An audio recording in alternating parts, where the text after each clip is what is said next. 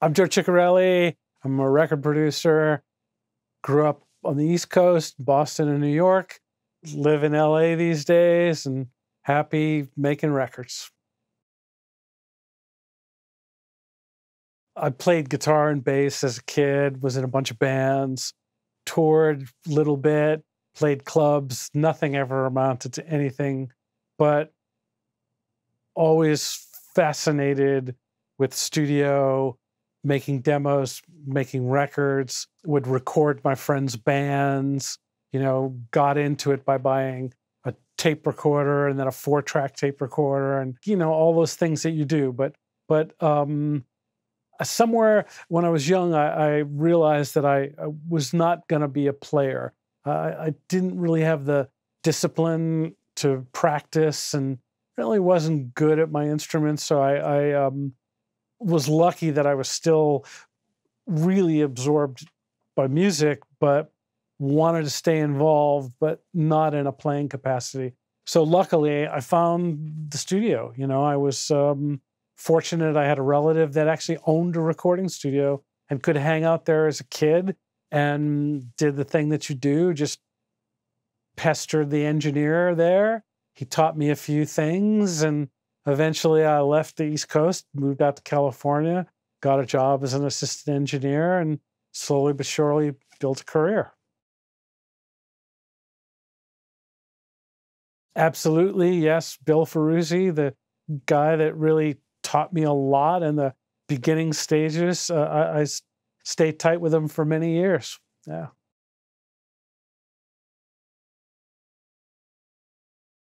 I stopped playing because I was working with some great players back east, and I realized that I was never going to be as good as them. This one particular bass player that I idolized one day picked up my bass, and I could never get a great bass sound out of this bass. He picked it up in his hands. It sounded like it was this, $1 million instrument. I just didn't have the touch for it. So I really realized that I was never going to be a player. I just didn't have it for that. But the interesting thing is that, in the process of making records, you're certainly contributing as a player, as a musician. But now I find, especially since COVID, where a lot of the record making is done in isolation, that I'm playing on records more and more. And that as I'm working on a record, building it up, and all of a sudden I feel like there needs to be a little keyboard part here, or I keep hearing this guitar part. How come we never did this? I'll pick up the instrument and play it and sneak it on the record and see if anybody notices.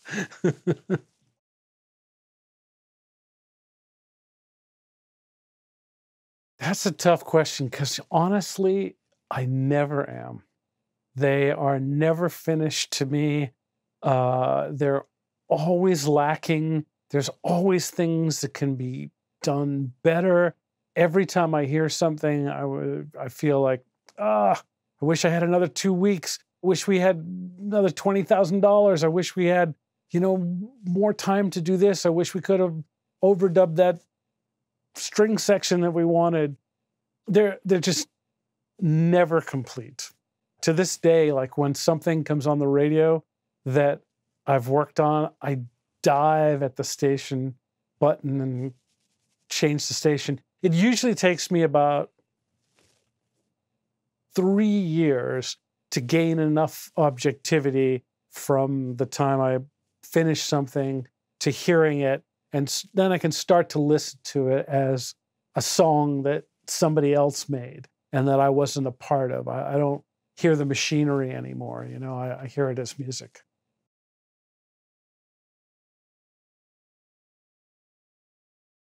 I think there's always turning points, plateaus.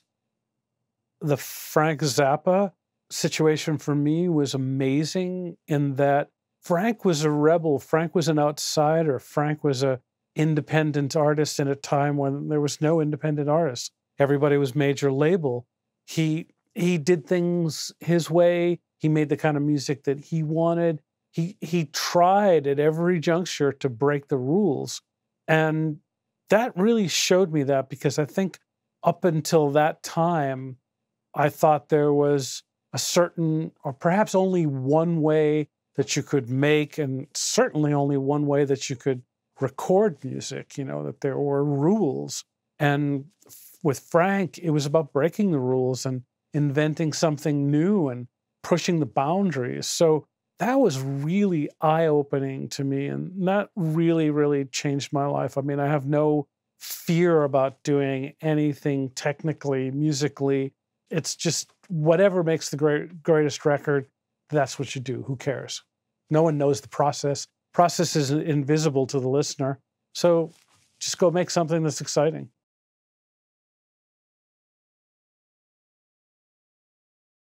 Always rely on art forms that are, I feel, greater, more important, more long-lasting than what I'm doing.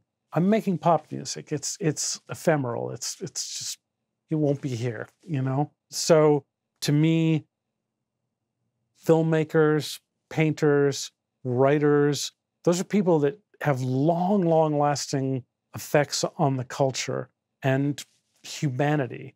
So I always look up to those art forms much more than pop music. Of course, I study pop music. Of course, I listen to every kind of music, be it country or heavy metal or hip hop or whatever. I really take it all in. But I try, when I need inspiration, to go outside the world.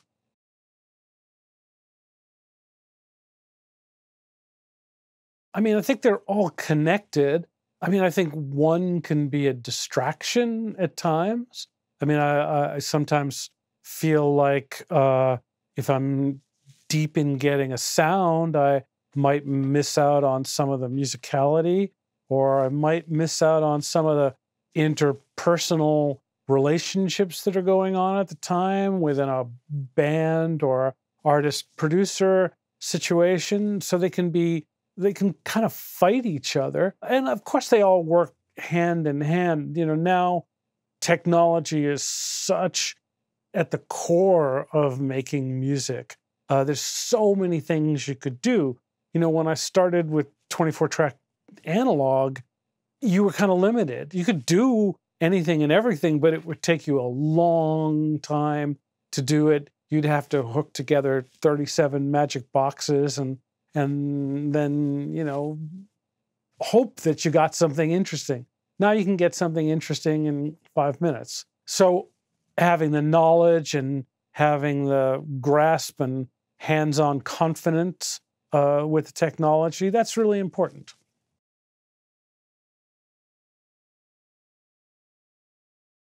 I mean, my favorite part of making records is the magic and the chemistry that happens between people. That's the life experience that you hold on to. Those moments where something comes about that's greater than everybody in the room, where there's some connection, there's just some magical interplay, and you all of a sudden sit back and go, oh my God, we did that? How did that happen? That's pretty godlike, you know? I mean, that's what I live for. Each part of the process is certainly fun in different ways, and it's certainly all connected, but working together with people is really, really the most important and exciting part of it for me.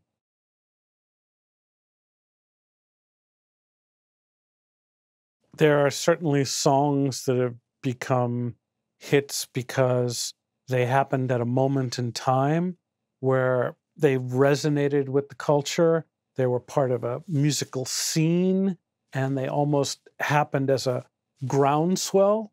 But there are songs that are just life-changing, that get under your skin, that there is some kind of brain chemistry that goes on. There's something about the mathematics of that song that the numbers, the notes hit at the right time in the right progression. The lyrics are something that cuts through, and it's undeniable that it's a hit. And I don't think anybody ever knows that. And there've only been a few moments when I've been in the control room and I've said, oh my God, that's a hit. And it's gone on to be a hit. There are plenty of times where I've gone, oh my God, that's a great song. Oh my God, everybody in the world should hear this. This is incredible. And sometimes that doesn't get realized for 5, 10, 20 years later. Somebody will come up to you, or a number of people will come up to you, and all of a sudden it's a moment that's just right in the culture, and people understand the artist. And, you know, some artists are really ahead of their time. I mean, Frank Zappa was certainly ahead of his time. I mean, he had hits in his time, but way ahead of the movement.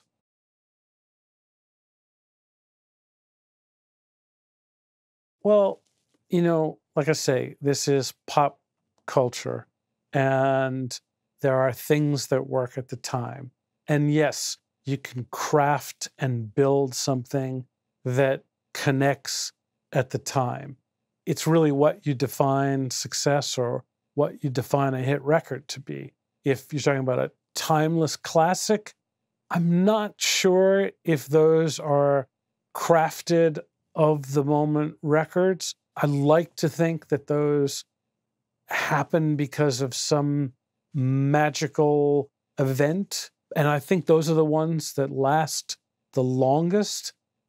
And yeah, I think you could definitely go into a writing session that's happening right down the street now, and good chance that somebody will come up with something that the average pop singer will perform, and it could stream up the charts and be huge. I mean, that is one thing of what's happening in the world now. That's one really fun and great, exciting thing, is that everybody has access to the technology, to what it takes to make a record, put music out there, have it reach a lot of people, and you can connect. I mean, that's the beautiful thing of this, is that you really are trying to reach as many people as possible. You're trying to connect. You're trying to say something to other people that they relate to. I mean, I think ultimately what all humans are doing is trying to be closer with other human beings and have shared experiences. So the fact that there is not as much mystery and difficulty in terms of making a tune and delivering it to people and putting it together in a manner, dressing it, if you will, that it can be understood and appreciated by a lot of people, that's a pretty great time to live in, as opposed to a time when you had to have hundreds and hundreds of thousands of dollars to go into a recording studio. Then you had to get signed first. You had to go spend the money, make the record, then hope that the record company would promote you and saw a future in you. There's so much power in the hands of the individual now that they can go out, make the record themselves, promote the record themselves, send their message to a lot of people. That's a really beautiful thing. I'd much rather be a part of this music business than what there was in decades past.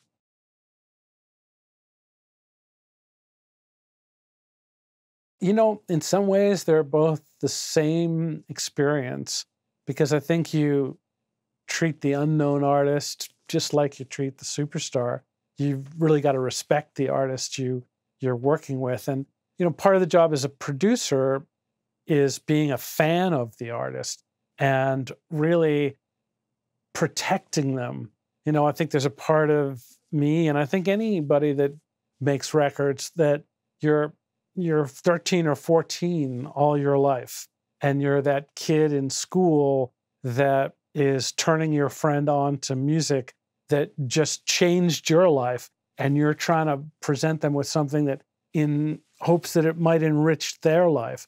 So as a result, as a producer, you become this protector of that.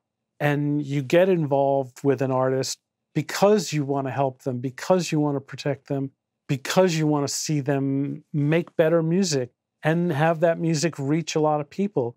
So I always think like I'm that kid just trying to turn a lot of people in my class onto music that I love, and hopefully it affects them in the way it did me.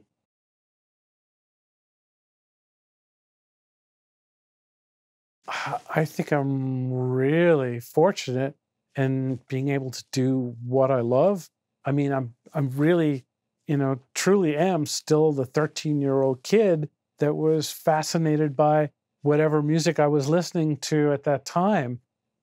So it's an incredible gift. I mean, even the times when it's tough for whatever reasons, whether it's personalities within a band or deadlines imposed that are unrealistic, all those kind of pressures, go away the minute you kind of flash on the fact that, wow, like every day you get to do something that you love, and you get to sit here as a fan, as a kid. And I don't know, I truly am still that adolescent.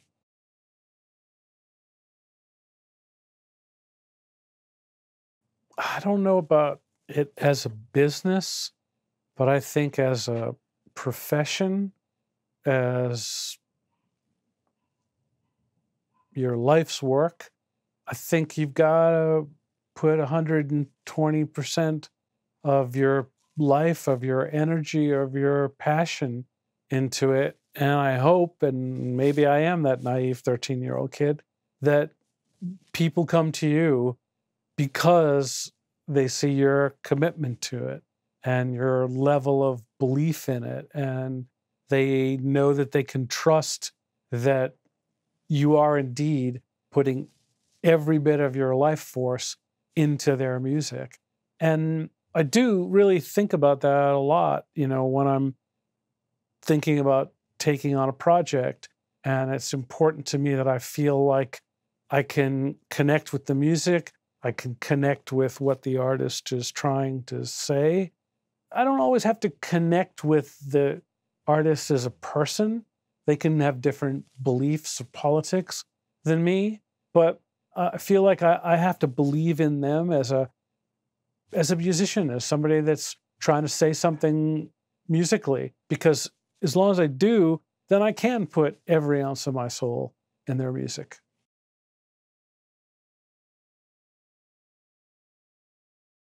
Oh, I don't know. Just don't do what they tell you to do. Just do what feels right to you. I mean, I think, the people in the universe that historically have captured me are the ones that have made their own path, that are singular, that are unique artists that don't say or present themselves in a way that anybody else does, that they've really carved their own unique path. They're true to themselves. They're unique in their presentation. So I'm more excited by that as an artist. And even though that might not be mainstream, or even though that might not be in vogue or in step with the times, but somebody that's honest and unique and singular, that's exciting to me. That I think is what breaks the mold. That's what just stands the test of time.